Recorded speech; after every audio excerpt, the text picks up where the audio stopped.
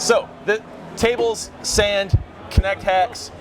I want to know all about it. Okay, so what we created is an interactive art installation that uses the topography of the sand inside a 4-foot by 3-foot table and the location of some colored objects that we created to generate sound. It's a generative music system, so generative music is basically, you program a bunch of rules into a system, you feed it data, and it creates music based on that data. So it's a procedurally generated, right? Correct. Okay. Yeah, so the way that you would create it on here is you arrange the sand into different shapes. We have a center origin wave that sort of starts the whole interaction.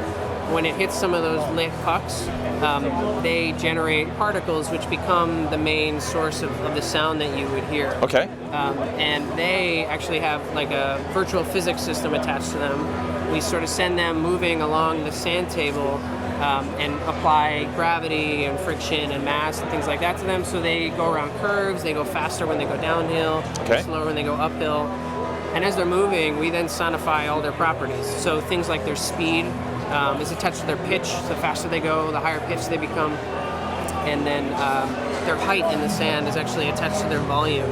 So the lower in the sand they are, the quieter they are. As they go up a hill, they get a little louder. Okay. And then their location on the table is panned quadraphonically around to the speakers. So you kind of get a little bit of space while you're standing inside the tent, inside the installation. The Connect, it reads the colored ball or the colored columns, and that's how does that work with the Connect? Because I saw it hanging upside on the top of the tent. Yeah, we actually have two sensors inside.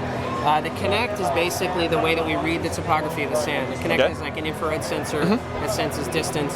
So it returns to us every frame how people have manipulated the sand, and then that becomes our environment. Then we have another camera that is basically tracking all the color of those lit pucks, and we draw a little circle around them to show the users where they are. Okay. But that's being tracked by a totally separate sensor. So we have two kind of different things going on at the same time. Okay. And can this thing scale up? What are the limits for this? Well, I mean, a Connect, I think it goes to 4 meters complete, so it can go as far as a Connect can reach. We've experimented a little bit with like putting sand on the floor so that people could sort of stand inside it. But for a situation like this where there's so many people coming in and out, it'd make a mess. Yeah, it would make a mess, and it also like eventually it'll just see the tops of people's heads, and they'll just be standing in front of it. Okay. But I mean, essentially any space that you could set it in, if you had multiple cameras or if you had a different type of distance sensor, some sort of system like this could be built and scaled up to track people, to track almost anything. This thing, it allows you to kind of make these musical things happen without really having to sit here for hours or years, potentially, and learn how to play the instrument. You can kind of come up and play around with it and learn how it works in a couple of minutes and have a really good time.